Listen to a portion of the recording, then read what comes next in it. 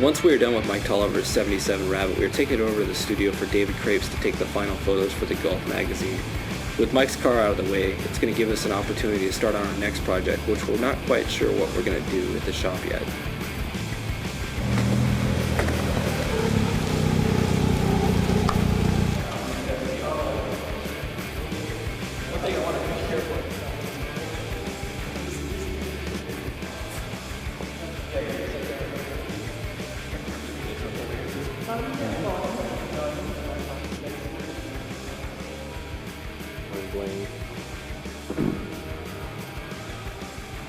Yeah, I just totally ran into the wall.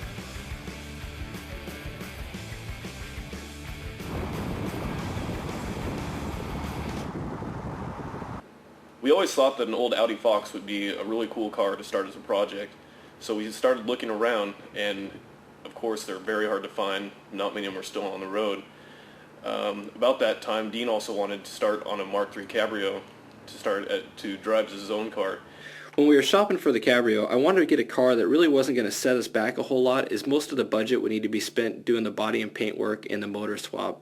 As luck would have it, we found just a perfect car that fit the bill to a T. This thing had about every Kamai bolt-on available for the car in 1995, and it had really been put through its paces.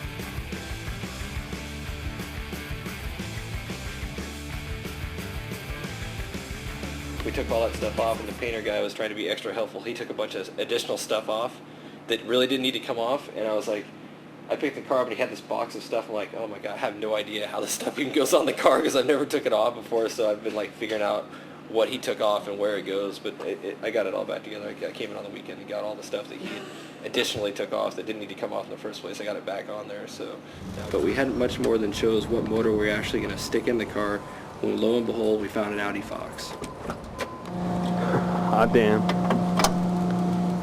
Alright, so this is our 75 Fox. It's a pretty unusual car to be restoring, but it's something that we decided that if we were going to build a truly old school project, the Fox is going to be a prime candidate for that project. So it took us quite a while to find one. We finally picked it up. We found this one over in Northwest Portland. It was $350, had a broken timing belt, easy fix. I've been driving the car around back and forth to work for about 3 months now, and we're just now getting ready to take it over to the body shop, and we're going to do something a little different. Usually what we'll do is we'll take the car apart, we'll know what motor we're going to put in it, we'll take it to the body shop, and they'll do all their work. We'll pick the car up, paint it. We're going to do differently this way with the Fox, being a longitudinally mounted engine in a car and a platform we're not familiar with. We're going to start the body work process a little bit slower, have the car still be functional to where we can drive it back and forth from the body shop while they work out the panels, shaving the US side markers, taking a lot of the dents and stuff out for the last 30 years. And then we're going to test fit the engine, see how everything fits in there, and then take it back out, strip the car down, send it to the body shop for the final bodywork prep, paint, and then it's going to come back to the shop and Drew's going to start working on the interior. So it's November now. This project's probably going to take a good 4 months, and I'm pretty excited about it personally. I'm going to use it as a daily driver in the summer, and it's just going to be something really cutting edge, so we'll see how it turns out. Of course, things don't always go as planned when you're working with a 26-and-a-half-year-old car, and it wasn't long before West Beaverton Auto Body was calling us again. Futrell Autowerks. Hey Chris, how's it going? How bad is it?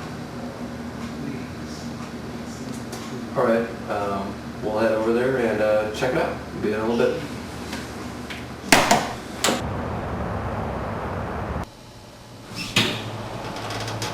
Hey, how's it going? Great to see your nice box.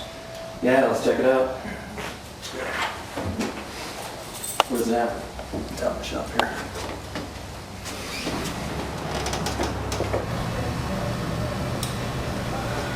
So you got some rust on the hook. Did we do really good with something? Yeah, it's pretty dry. Oh shit. It's all the way through. I think the sunroof track in here is all, It's like the rusted through too. Yeah. That's a big deal though. I mean, that's it's not real like a fender being rusted out. That's It's a lot of man hours. just the bad boy right there. Doesn't get much worse than that. Okay, well let's see what we can salvage from it, and we'll take it from there. Sounds good. Thanks, Chris. Yep.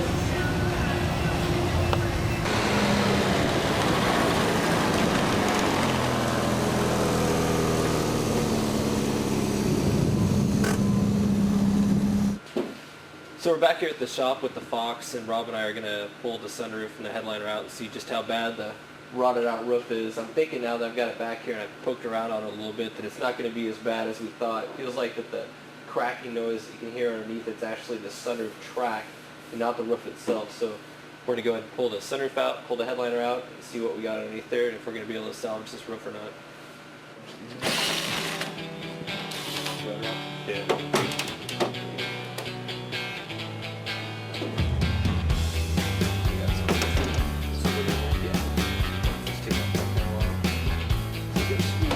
All right. Grab one side of it.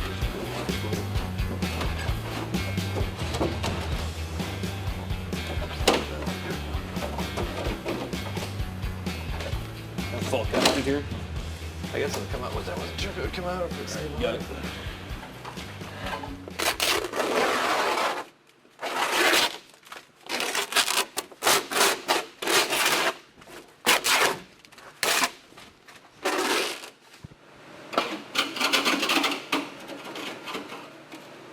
What I was going to do is, if the rust was really bad, I was going to buy like a little monster dinosaur and I was going to stick it through the roof. Ah! They probably could have avoided this if they would have painted past the sunroof frame. There's no paint whatsoever inside this roof. They painted this, but they didn't paint this, and so the metal's unsealed. It's 30 years old. That's what's going to happen. When you get water and it's on metal for X amount of years and it's not protected, it's going to rust out. So what do you think, Dean? I was looking at the 1.8 man, and I think that we can get it in there without modifying the engine bay any. So let's go ahead and take the car apart, and we'll take it to the media blaster, and then just take the shell back over to West Beaverton so they can do their thing. Okay.